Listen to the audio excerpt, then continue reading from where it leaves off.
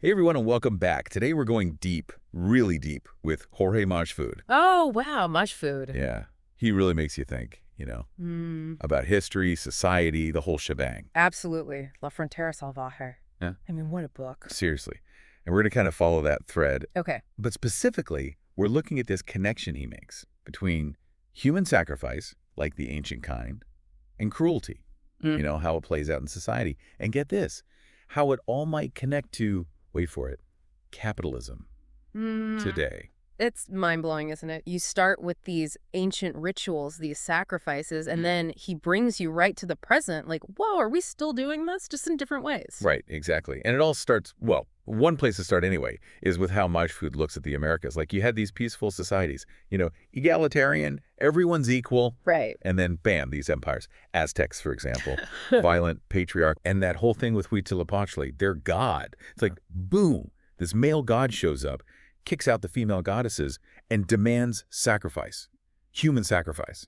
Like, hey, gotta solidify my power here. It's almost like violence, right? It's baked into their belief system. Yeah. A way to control people. Totally. And here's the thing, Majfud argues this pattern, it's not just ancient history. Oh, no. No way. Continues today. You see it in how violence, war, it's used to prop up those in power, those hierarchies. So it's not a literal altar anymore. No. But it's like, we're still sacrificing people on battlefields, through the economy, exploiting people. Yeah, you got it. The form changes, the principle stays the same. Majfud says it's like this evolution, right? Human sacrifice 2.0 or something. We even see it in the language. Sacrificing soldiers, sacrificing for economic growth. Like, who are we really sacrificing? He takes it even further, doesn't he? Like, it's not just that we're doing it. It's almost like we're programmed for it. Right, like it's in our genes or something. Yeah. He says that ancient urge, it becomes fascism, war, oppression, all these modern forms of cruelty. It's like this deep, dark impulse. And maybe, just maybe, it explains why we keep repeating these patterns throughout history. Wow. That's a lot, right? If it's that ingrained, can we even overcome it? Well, that's where freedom comes in. For Majfud, the key is understanding how we've twisted the idea of freedom. Like, what does it even mean anymore? He talks about equal freedom, which is like everyone's rights matter. Exactly. And then there's the freedom of the powerful, which is basically, I'm free to do what I want, even if it hurts you. And get this, Majfud points out, equal freedom wasn't just like some European Enlightenment idea. No. Native American societies, they had it going on. It was already there. And, later it did influence those European thinkers. It's like we had a better version of freedom. It's possible. But we keep getting stuck with that selfish version that only benefits the few. Yeah, and that brings us to capitalism. Majfud, he's not a fan. Especially, he says, in these later stages of capitalism, it just fuels this politics of cruelty. Right, because money is power, right? Yeah. It's not just about the economy. No. Like suddenly you have control over everything. Oh. Politics, society, even culture. It's this weird alchemy. Capital turns into like control over everything. Yeah. And then he paints this picture almost like a cartoon villain. Oh, yeah. Of the ideal capitalist. Right? Yeah. Like this person so obsessed with profit, there's no room for anything else. Yeah. No empathy, no compassion. It's kind of scary when you think about it. Oh, totally. Yeah. But you look around and you're like, are there people like that? Yeah. Like, are some leaders, some big business folks, are they really just driven by profit, even if it means people get hurt? And that's when Majfud gets really intense. Oh, he wow. actually compares, like, the psychology of psychopaths. Wait, hold on. Psychopaths. Really? Yeah, he says, think about it. They don't have empathy. And sometimes actually getting pleasure from other people's pain. Okay, that's pretty dark. Right. So he's basically asking, are there leaders, business people, whatever, out there who are kind of like that, making these decisions that cause suffering, but they don't even blink? Whoa. Okay, yeah, that's a lot to absorb. And I guess that's a good place to take a pause. Yeah. Because, wow, a lot to think about there, especially with these examples, these contemporary figures. Like, who was it? Anne Ryan. Yeah, she said compassion is evil. And then you got President Milei saying social justice is violent. Like, what? What is going on? Like, are they trying to make us think that being cruel is a good thing? It's messed up, right? It's like, who are we even listening to? Yeah, we got to unpack this more. But we're out of time for now. For now. We'll pick this up in part 2. So we're talking psychopaths, basically. Like, are there people in charge who actually fit that description? Pretty intense stuff. It really is, and Majfud doesn't hold back, does he? He's like, look, this is real. We need to face this. If we want to get past all this cruelty, we got to understand it, right? Yeah, but how? Like, we're more aware now. Yeah. But what do we do about it? Well, he keeps coming back to this idea of sacrifice. Like, it's changed forms over time, but it's still there, lurking under the surface. Okay, so not literally dragging people to an altar anymore. Nope. But we're still kind of operating on that same logic, like some have to suffer so others can benefit. Exactly. War is a perfect example. You've got this ultimate sacrifice, people dying for, some greater good.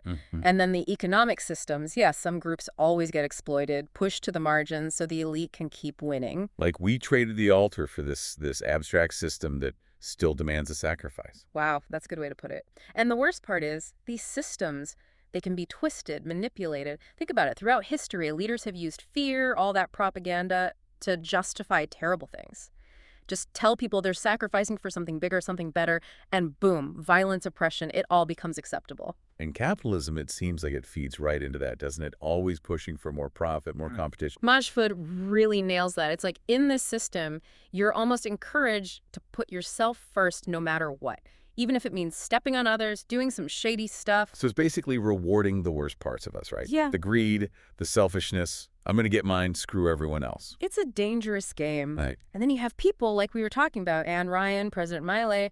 They're out there saying, yeah, be selfish, it's good for you. Caring about other people, that's weakness. It's like, what alternate universe are we living in? It's terrifying, honestly. Yeah. If we start thinking that caring about others is a bad thing, where does that leave us? Feels like we're headed down a really dark path. I hear you. It's a scary trend for sure. And Majfud, he's like, look, you got to understand this stuff, how these patterns work, if you want to stand a chance against them. First step, be aware. See it happening in your own life, in the systems around you, even in your own head. So awareness is step one. Yeah. But then what? Knowing it's happening doesn't automatically fix it. Right. That's the million-dollar question. Majfud doesn't give us a magic solution, but he does point us in a direction. He keeps talking about this equal freedom. It's that freedom where everybody's well-being matters. Not just a select few, but everybody. Maybe that's the foundation, the way we measure our choices, the systems we create. Is it serving everyone or just a few at the top? So it's not just like do whatever you want freedom. It's more about my actions affect other people. For real freedom, we have to consider that, the impact we have. Exactly. It's a much bigger, more connected way of thinking about freedom. And to make it real, well, we got to change our values big time. Yeah. It's not about profit above all else. It's about compassion, working together, taking responsibility for each other. That's a tall order, especially in a world that seems to reward, like, the opposite of all that. It is, but here's the thing. Majfud is saying maybe we have more power than we think. We can build systems that reflect those values, that equal freedom, and we can hold each other accountable and make sure it's not just talk. So yeah, he lays out these huge challenges, right? But he's also saying, hey, there's hope here. We're not doomed. It's not about ignoring the bad stuff, pretending it's not there. It's about seeing it, understanding it, but then choosing a different path. Yeah. Like choosing to cultivate the good, even while recognizing that the potential for bad is always there. That's powerful. We hold both, right? The capacity for cruelty and for incredible good. Maybe by recognizing that, understanding that tension, we can actually create something better. A future that reflects the best of us, not the worst. Where compassion and justice aren't just like ideas, but how we actually live. Man, that is a thought, isn't it? Yeah. Something to chew on for sure. So much to digest here. Majfud really throws down the gauntlet, doesn't he? This whole idea of sacrifice, the potential for cruelty, and how capitalism just kind of throws gasoline on the fire. Right. Like, whoa, are we really capable of this? But he doesn't leave us hanging, you know, doesn't just point out the problem and walk away. Yeah, it's not all doom and gloom. More like, hey, wake up. This is happening now. What are we going to do about it? And he keeps hammering on this idea of progress being fragile. We think, okay, we got rights, we got equality, we're good, right? But Majfud's like, not so fast. Yeah, like equal freedom, democracy, even basic human rights. These are like brand new in the history of humanity.